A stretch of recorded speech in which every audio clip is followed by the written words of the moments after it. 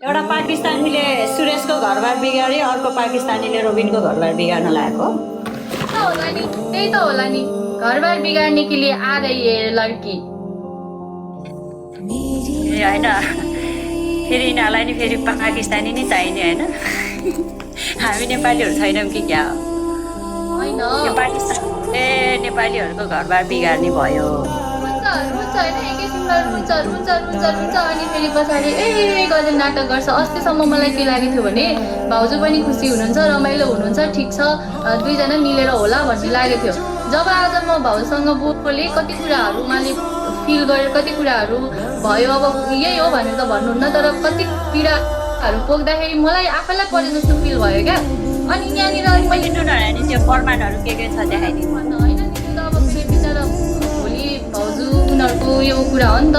तर कति कुराहरू अब त्यस्तै परिस्थिति आएछ भने त त्यो कुराहरू भन्नुपर्ने पनि हुन्छ नि त। साँच्चैकै हो उनीहरूले यस्तो बनाएको छ भन्ने समय पनि आउँछ। बिचरा के अरे घरबार नबिग्रियोस् भनेर कति पीडाहरू सहेर बस्दा बस्दा भोलि डिप्रेसनमा गयो। अब भनौँ न, कति चिन्ता, कति एकतिर गएको मान्छे एकतिर जानुहुन्छ अरे। अनि भोलि उहाँको ज्यानको सुरक्षा चाहिँ कसले दिने बिचरा? के गर्ने त नि, बुढा रन्डा परेपछि गाह्रो छ हौ, गाह्रो। मान्छे बिचरा सोच्दा सोच्दै उहाँ अर्कोतिर पुग्नु भयो अरे।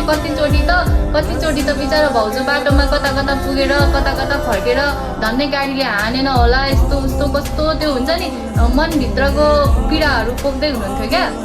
त्यस्तो गर्ने होइन नि त। अनि मान्छेलाई होइन बोल्नुहुन्न, खपेर बस्नुहुन्छ आफ्नो घरबार सम्हाल्नको लागि, घरबार नबिग्रियोस् भनेर। तर त्यो खप्दा सहन नसकेर भोलि आफैमा डिप्रेसनको शिकार भयो भने के हुन्छ बिचरा? अनि मर्ने सुसाइड गर्ने त्यो मनमा दिमागमा आउनु भनेको राम्रो हो होइन नि त। त्यो मान्छेलाई त्यतिकै मर्छु भन्ने सोच आउँछ, दिमाग खराब हुने गर्ने कुराहरू बोल्दैन भन्दैमा मान्छेलाई एउटा दिमागमा त्यो खालको कुराहरू खेल्नु भनेको नराम्रो हो के दिदी? अनि समय अब यो समयमा त सुत्ने हो, बुढीसँग सुत्ने समय हो नि त। अनि पाकिस्तानीसँग आएर नाटक गर्ने समय होइन नि त। के हुन्छ भन्न सकिँदैन नि त। अनि घरमा चाहिँ बुढीलाई समय नदिने, घुमाउनु नलैजाने।